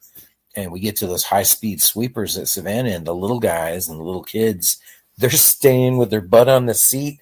They're tucked down under the bubble, fully aerodynamic, going through turn 3 and turn 9. And I'm just like watching them pull bike lane. I'm like, what? So I like this bike because it's rejuvenated me, and it's gotten me, not that I'm stagnant on the RD, but I've been racing that RD since 2003. So 22 years of racing on the same bike. I know how to race the RD pretty well. I can confidently say that I ride that RD within a few percent of its limits. That bike's limits are here, and I tend to ride it like right there all the time. But the Ninja, its limits are here, and I'm inching my way up into like this range. But that bike has kind of reinvented me. It's also the first bike I've ever owned that has modern aids. It's got a quick shifter. It's got a slipper clutch. Wow. I used to make fun of people that had these things on their bikes. I'm like, oh, you can't shift, you can't you blip your throttle, you can't you put slipper clutch, oh, I don't know how to blip my downshifts. Well, once you get used to that thing, that's kind of a really nice advantage, especially going into heavy braking turn, like turn 10 at Road Atlanta. You just go 6, go boom, boom, boom, boom, let the clutch out and focus on that front brake, and don't worry, it won't over rev. Slipper just does its job, and it's like it's like a drag chute on a parachute on a drag bike. It's just get to the braking zone and just pop, pop, pop, pop. I like these driver. After years of criticizing and laughing at rider aids, I'm all of a sudden like, oh, and next up's gonna be the auto blip. Let's just jump in with both feet. Give me an all. I need wheelie control. I need traction control. I want analog brakes. I just want it all now. But no, I still have auto blip. Like, come on, you're going to take away the last thing that takes technique. Blipping the throttle and downshifting. That whole balance with your finger on the brake and using your hand. Like, that's hard for people to learn. And if you've been doing it all your life for the last 30 years, that's like an advantage that you're just giving up because somebody just swipes a card and buys a little black box that just automatically does it for you. So that kind of, some of the rider aids, that's like, it pisses me off because it takes things that are advantages for me just because of how long I've been riding. And also I'm a nerd for doing things perfectly when I'm out on the track. I've always, borderline obsessive compulsive about, blipping perfectly, having the perfect shifting. My clutchless upshifts are just as fast as my quick shifter is, but my quick shifter will do it perfectly every time. Whereas me, I would like every 10th or 12th shift, I'll get one that wasn't perfect, So the rider aids, that's all new territory for me. And that cheap little Ninja, that slow Ninja is kind of what was my gateway drug into rider aids. I'm like, okay, I get it now. I don't have to, if I ever get a fast modern bike. Yeah, exactly. I'm like, okay, it is I'm like nice. You, Mark. I'm old school, blip the throttle. I remember the first slipper clutch I had. I was like, oh my God, this is I'm just like, and then let go of the clutch and it does it all. And I'm like, shit, I got to brake. I remember to brake now, right? Because I'm not used to it. I'm used to bum, bum, bum, all that. And it just, I had to reprogram my brain. But I've never been on a bike with an auto blipper because I know as soon as I get on a bike with the auto blipper, I'm going to be like, yeah, I kind of need one of those right now, right? But yeah, I rode one in an endurance 2 years ago at R6, and it was nice. It took me a while, and the owner of the bike, he said, "Don't use the clutch. The auto blipper doesn't like that. If you try to manually do it, it uses it." And of course, I tried to do it myself,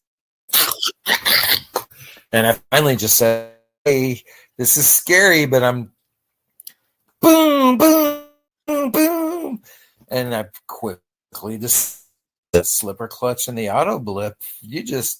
And we were racing at Road Atlanta, and it was like coming in. This is on the 600. I'm going like 150, 160 miles per hour going into 10A, and it was just like, yeah, just squeeze the front brake and just start banging off downshifts. And wow, it's just like 1, 2, 3, 4. Woo! Okay, get back on the gas and head up the hill. Head for the bridge. It's like really a cheat code in a video game. Absolutely. What was that with the Mortal Kombat with the finish him. Gotta have the cheat codes. Yeah, it's the cheat codes. But I mean, it's just, and that's a great segue, by the way. That's a great segue into why I love vintage bikes so much and vintage racing. Yes, because there are no rider aids on vintage bikes. It is old school. You got throttle control. You got a blip. You got to have good technique. You got to know how to work on them because they're always breaking down. 50-year-old, 30, 40, 50-year-old parts. It's I didn't set out to be a vintage racer when I started racing, but I started out on a bike that was 10 years old. It was the year that I started racing. The RZ350 had just been considered old enough to start racing in the newest vintage class. And I didn't even know about that first weekend where I went and finished second in Clubman, and I did D Superbike and lightweight twins and the 50 miler. I didn't even know about vintage racing that weekend. But then the second race I went to, someone said, "Oh, you should run that in the vintage class." I'm like, "Vintage class? What's that?" Calling me old? And they don't have expert and novice either in vintage. Yeah, yeah, exactly. I was in my 20s, and they didn't have expert and novice either. And I quickly found out that some of those old guys were really fast. They might have had great. And by old guys, I meant those 40-year-olds. I'm I'm now 56, but I've said that like 6 times already tonight. Um, but my perception of these old guys was, oh, these guys are gonna be a pushover. But I quickly found out these guys were not pushovers, and in fact, they were kicking my butt. And in many ways, I had more competition racing in the vintage class than I did in clubbing and D Super and stuff. I was like, oh, this is all right. So I started racing the sportsman stuff and the vintage stuff. Did that for several years, and really, the more I did it, the more I was gravitating more towards the vintage side of things. And another thing that's great about vintage is, with modern racing, you really ever, if you want to be like pro level, you need a new bike every year. But even in club racing, every few years, something comes along that makes the old stuff obsolete. But in vintage racing, you're racing a time period. So vintage racers tend to have that bike that they race that they've had for 5, 10, 15, 20 years. And, I didn't really mention this, but, I'm by nature, I'm very thrifty and kind of a cheapskate, kind of a skinflint. And it was like, oh, I can just keep on racing this RZ. And, sure, you got to freshen up the engine over the winter and, replace some bearings here and there. But I'm not having to buy a new bike every year. I debated going 600 racing that first year, the second year when I got bumped to expert. I was like, yeah, I could go do the 600 thing and chase contingencies and do the Weird National Challenge and all that stuff. But around that time, I had read a statistic that the average life expectancy of a new racer was 18 months. And they get into racing, they get a 600, they realize the tire expenses, all the expenses, they start putting it all on their credit card, they max out their credit card, and then it all goes boom, and they sell everything in a fire sale and they're done racing. And I was like, man, I don't want to be that guy. I love this. I want to do this for a long time. And I saw that vintage racing was a way that I could afford some longevity in the sport by focusing on one ball, like set up right. And I like, I like two strokes. I still like two strokes. You don't have to have a two-stroke race vintage, but I think they're the coolest bikes in the world. And so I love a stroker too. I always I miss the strokers, man. They're something special, they're temperamental. You ride them completely different than a four stroke. Obviously, no engine braking, right? So it's like salsa dancing with a new woman. But the simplicity of working on them too, right? It's not as complex. Four strokes, I know how to work on bikes, so they're not. Two strokes are a lot easier than a four stroke, right? Yeah. And it's simple, right? You can do a whole motor in a day, throw it back in, boom, I'm ready to go, right? Or less, depending on how good I've seized in practice and rebuilt it over lunch. Yeah, that's what I'm saying. Ready, cheap. Yeah. And and it's not even that big of a deal. It's not even stressful. Like, oh, do you need a hand? I'm like, no, I got it. I got a piston. I got yeah. I got a head gasket, a piston. I'm good. Spark plug. Let's go. Yep. Especially the air cooled, the RD. I can pull the top. I can have the top end off that thing in about 8 minutes. Yeah. It's air cooled. There's no water to drain. There's no hoses to disconnect. Like No 8 bolts pulls this. You pull off the pipes, pull off the carbs, and there's 8 bolts holding the cylinders on, and it's all done. Now we just put in a new piston, put the stuff on, 8 bolts, pipes, carbs, boom. It's like an hour. It's an hour to do it. Topic. But the two strokes, the one thing a lot of people don't realize with a two stroke is a lot harder. Yes, the power to weight is really good, but the power band is very challenging to deal with. On a Ford like the Ninja, that's a real high revving engine, and certainly it doesn't make a lot of power down low. But the power it makes down low compared to the power my RD 400 makes down low is the Ninja's a tractor by comparison. When you look at like dyno charts on four strokes, they're always this nice smooth, like I'm trying to get my finger to go just, from one corner of the screen to the other like that, But on two strokes, it's like, there's always some magical RPM, the power band. But if you look at the numbers instead of just the shape of the graph, it'll be like 8 horsepower, 13 horsepower, 35 horsepower, 52 horsepower. Like within just 500 RPM, they go from asleep to very much awake. And you really have to learn how to you don't really want to be in the asleep part ever. Being in the asleep part of the power band on a two-stroke, that's how people get high-sided, because people that don't understand them, they get into a turn, they don't make enough downshifts, they whack the throttle open, nothing happens. And then they say, well, this thing sucks. And then it picks up a couple RPMs, and all of a sudden the horsepower doubles, and it's doing, and away you go. And so it's a lot harder. You got to dance on that shifter. You have to, but you don't want to be too high in the revs either, because they make so much power up there. Then you're like herky jerky, too much. So it's really tricky. You really want them to be just right above where in the basement of the power band. When you're at the apex of the corner, if your power band kicks in at 7,000 RPM, you really want to be at 7,100. That's the sweet spot. If you can just get like 100 RPM above the basement, you're in a good place. You're going to roll that on, and it's going to do what you want it to do as you roll that throttle on. If you're 100 RPMs lower, you're going to roll it on. It's not going to happen, and then it's going to happen way too fast. So I love that challenge.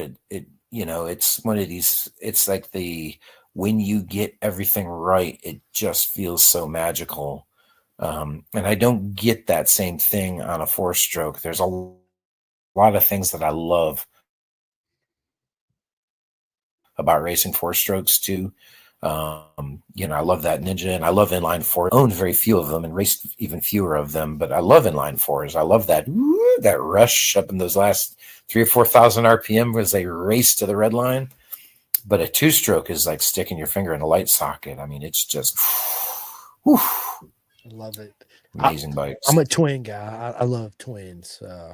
I remember the first V-twin I rode. Yeah. Somebody bought a Super Hawk, and I was like, dude, that thing sounds badass. I got to ride it. And I jumped on it, and I was like, bro, this thing is amazing. Like, it has power everywhere. Like, everywhere. I don't care where you are. V2 R1000. Yeah. It's, yep. Yeah. I have a 03 RC51 that I ride. Great bikes. And an 08 Ducati 848 was my race bike, but I need a motor.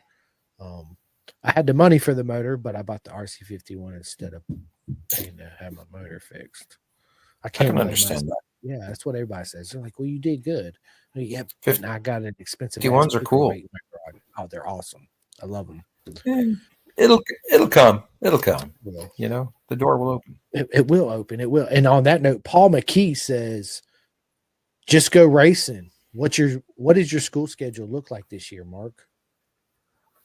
September 21st, Sunday, September 21st, Roebling Road. Hit me up. Shoot me a message. Love to start taking reservations now.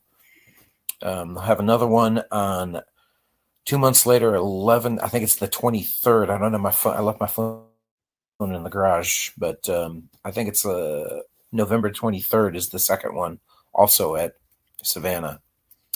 But it's a pullback year. It's a rebuilding year for the school. Just don't have a lot of dates. I had partners lined up over the winter to do schools with, and both of the partners I had lined up both decided they had other plans, and neither of them gave me. One of them let me know in December, but the other one didn't let me know until February. And I was left kind of scrambling. So here we are. It's a light year for the school, but I'm always available for private coaching. Got a lot of just send me the info on your on the 2 dates you got coming up. So I'll put a post out and remind everybody and let everybody know where they can Sure. go and sign up and all that good stuff. Yeah, man, dude, we're an Yep. hour and 40 minutes into this podcast already. Yeah. Well, I'm good to quit or good to go on. I'm flexi, so whatever you want to do. Yeah, I mean, we'll I we'll know we said we'll we'd do end an hour this and a half. here. I know, man. We'll definitely Okay. we will run this one back. So just stay on with me after I end this, and we'll just go ahead and Okay. reschedule our part one, part two, where we have Okay. good internet connection, right? Yeah. But we will touch base still Well, you on were other right. The subjects. living room worked out a lot. I think we've frozen one time. Yeah, that's it. So the garage was the problem. Damn you, garage. I love it. Well, listen, Mark, this has been a lot of fun. I appreciate everybody sticking around, listening to this podcast cut in and out because of the internet, but I still had a proper mega time. I know Mark did, and I know all you guys and girls did too. Uh, Ellis, Aline says, talk about your private coach gigs in your year-long program. There you go. Talk about that real quick. Yeah, so really quick, I started a mentorship program this year. I listed it on the website last year, but I never fleshed it out. So this year, I put the thought and effort into it, and so I do a lot of video coaching. I do track notes, so what I call virtual coaching, and the mentorship is basically three different levels. There's one that's all virtual, just like a package it's like a package deal for getting, if you go into a track you've never been to before, my track notes are really good at explaining a lot of the more complex things. And I've been to over 50 tracks. I can do track notes at any track I've been to. I've got about 15, 20 of them already done up, mostly Southeast stuff, but, and then there's two other levels with the mentorship program, one that's kind of geared towards a club racer, and then one that's geared towards a motivated club racer that has goals. And that's like a championship. And I actually, I'm sponsoring a racer this year, Jacob McCall. He took the school last year from me, with me up at VIR. Very fast right out of the gates. And I'm doing the full mentorship with him this year, and it's I come to your races with you. Basically, it's like you saw Rocky. Mickey sits in the corner with Rocky. You get Mickey at every race, not every race, but I go to as many as I can, and of course if I'm not there, my phone when it's a race weekend and you're one of my mentor riders, we're on speed dial. I'm ready to answer any questions. I'm getting chatter in turn 3. What should I do? Let's get some preload, whatever. So I'm doing I'm trying to expand the online stuff a lot. I really I'm a very analytical nerd when it comes to feedback on it. And all the stuff is on the website. Is markmarrowracing.com. Real simple, easy to remember, markmarrowracing.com. All one word. And just so yeah, they've got the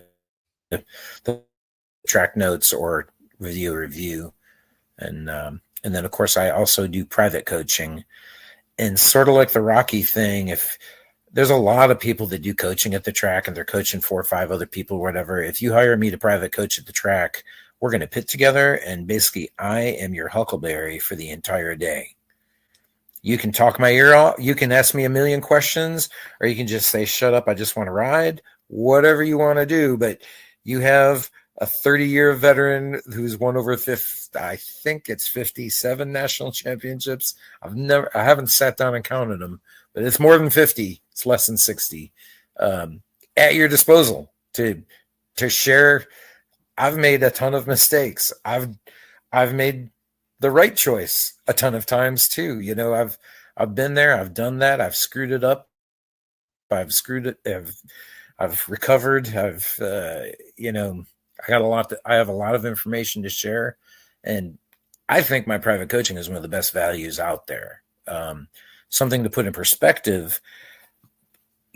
I'm too old and fat to race Moto America, but I've been racing longer than most Moto America racers have been alive. When it comes to experience and wisdom, I am definitely up there on the pyramid. I'm not saying I'm the best guy in the world or anything like that, but I'm just saying just a club racer isn't exactly the what you're getting. I've seen a lot of things. I've been there. I've done that twice. Got the T-shirt, and the bumper sticker. So, yeah, I'm hoping to do a lot more coaching this year. So everybody, hit me up. Happy to help. That's it. I love it, man. I love it, Mark. Your whole story was an absolute amazing journey, man. I appreciate you coming on here today and tonight and telling everybody. And I learned a lot about you. I saved all the personal questions for our next podcast when it's nice and smooth. Part 2. Yes. But on this part 2, we're going to still touch base on, how you got into it, because it was choppy and I missed some of it. Yeah. I'm sure everybody else did too, along the line. But yeah, listen, this has been a lot of fun, Mark. I always let all my friends end this podcast, so I'm gonna let you end it.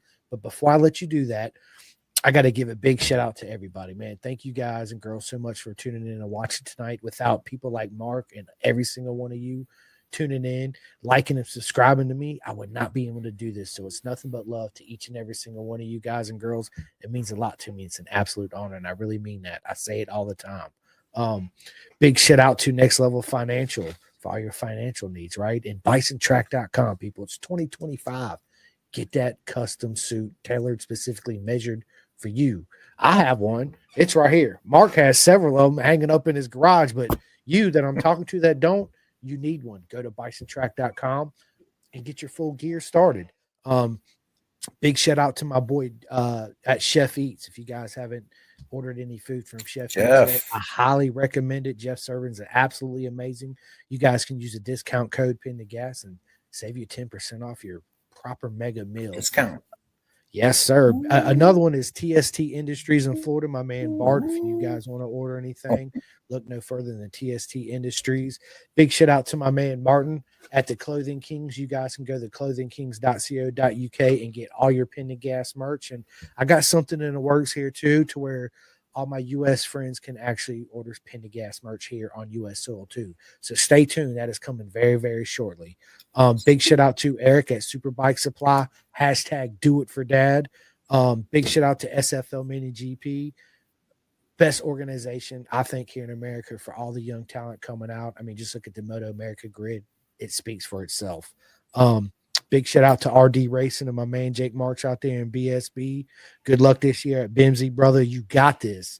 Big shout out to Vet2 Track. So my buddy Jim has good. Just all my vets go to vet2track.com. It's vet2track.com.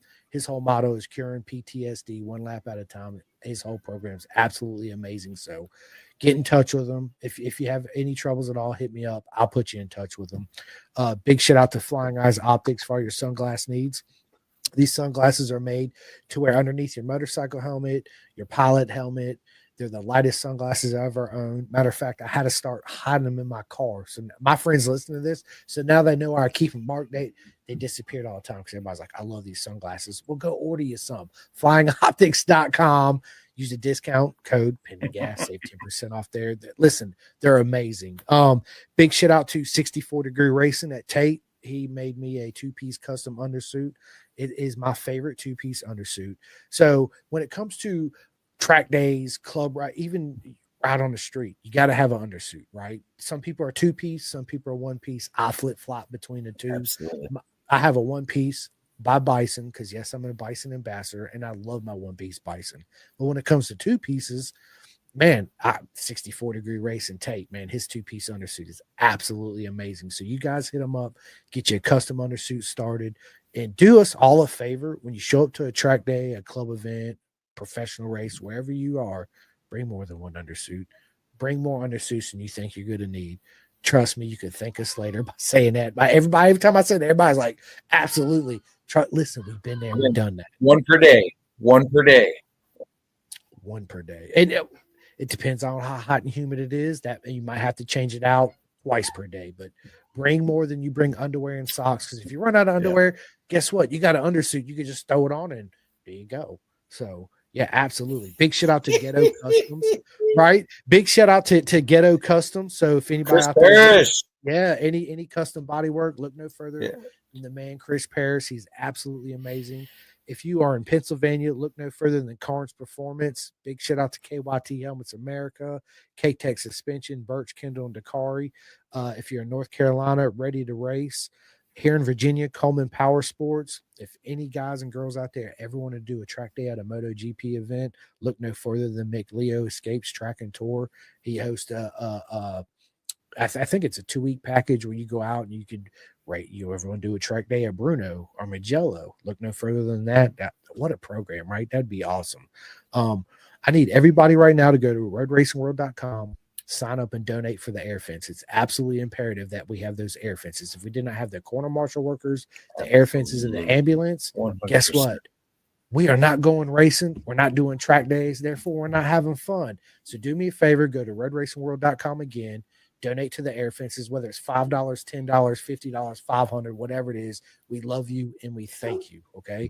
And if you're lucky enough and you're at the track where the legend Chris Ulrich is there and he has his 2-up ride, you pay, I forget what the minimum donation is, but you'll get a 2-up ride on the back of a motorcycle. And if you think you're fast and you hadn't done a track day yet, jump on the back with Chris Ulrich. He will blow your mind, right? And you'll realize I got a lot to learn. I really don't know nothing. Big slice of that humble pie you just ate, my friend. Big shout out to STG, Brian Van and Max Van. Big congratulations, Max. This weekend at Barber, you did absolutely a proper mega job. I got 3 friends right here. Yes, he did. That make custom graphics. First one's Dripping Wet. Second one is REB Graphics. And the last one is Gus Rodeo, grggraphics.com. You are not going to go wrong by ordering any graphics from any one of these people. They're all absolutely amazing. Another undersuit that I got to give a big shout out to is Aliki at Venom Undersuits. She is absolutely amazing. I hear nothing but great things about Venom Undersuits. I'm actually got one coming. I'm so anxious to try it. I cannot wait. So I actually got one she sent me. It's Jonas Foggers. You guys remember him? He raced in MotoGP. He don't race there no more. He got injured and will come back. But I have his actual undersuit that which is absolutely amazing. So thank you so much, Venom. All my friends out there in the UK that want some private coaching or coachings, just like what my man Mark right here does, you can go to v121pro.com or you can go to mike-edwards.net and get proper coaching by Mike the Spike Edwards, 6-time BSB legend. Yes, dude, he's absolutely amazing. Big shout out and congratulations to all my friends at BTR this weekend. All you girls did an absolutely amazing job. I'm sorry race 2 got canceled because of the weather, but congratulations to Kara on your first win. Miranda, Lucy, Brianna, man, there's so many of my friends that I have in there. I love every single one of you, and you guys absolutely murdered it. Camille rode really well also. They all did. Every single one of them did. They're absolutely amazing. I love the whole BTR program. I think it's freaking fantastic. So you guys can go to Racer 411 program at tipandracing.com. You're spinning. Antley Terry, absolutely amazing what he does. Big shout out to California Superbike School in the UK. My buddy Israel has a thing for dogs called Moto Mutt International, so big shout out to him. I need everybody to go to miniussbk.com and sign up and donate to SFL Mini GP. On that website, you can sign up for all the SFL Mini GP events in Florida and in New Jersey. So you guys go check them out. They're absolutely amazing. Cole King, he's an absolute legend. He has a performance shop called King's Performance. So if anybody has a Harley or an Indian or a Triumph or a goat cart or whatever it is, right? Hit him up. He'll absolutely take care of you. Big shout out to all my people at Turn 12 out here in Virginia. Big shout out to my buddy out there in the UK at Obsession Engineering. You guys go check out his YouTube channel. He's absolutely amazing. Not only does he know about racing, he races the Alaman TT and the Macau and all that. Dude, he's an absolute legend. I love his YouTube channel, by the way. It's absolutely awesome. And last but not least, BTI Photos. All these are friends of mine that work in the industry that if I'd like to send everybody to, right? Because if they're doing business and making business, that means our sport is growing. And that's exactly what we need right now. So, yeah. Oh, one more shout out. I need everybody to go to markmarrowracing.com, sign up. He's got 2 classes coming up at Roebling. I think he said one is September 21st and November 23rd of this year. So go to the website. You can do it as we're talking right now. As Mark's get ready to end the September podcast. 21st and November 23rd. There you go. September 21st, November 33rd at markmarrowracing.com. And My turn? Mark. Yeah, absolutely. Now the floor is all yours.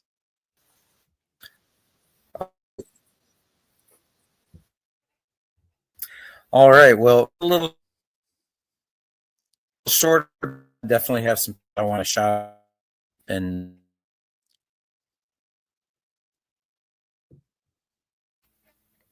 can you hear me now? Can you hear me now? Test. I mean, 1, you 2, sound like test. the hear me? AT&T commercial. Can you hear me now? Can you hear me now? Can you hear me now?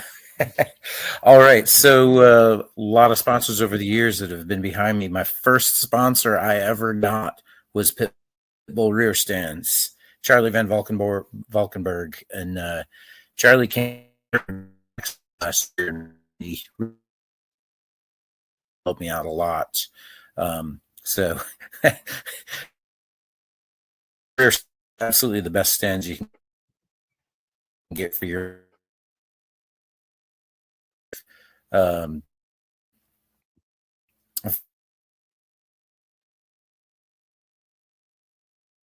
because of hard work.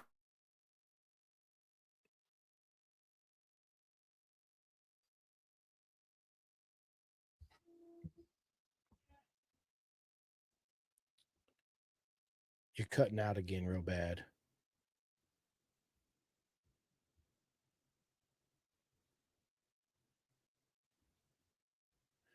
You're completely frozen, Mark.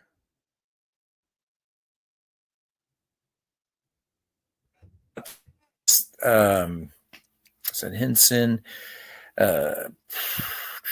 Vintage Moto. These guys are a local shop that specializes in anything. Bring them a new bike, bring them an old bike, bring them a Harley, bring them. They help me out a lot.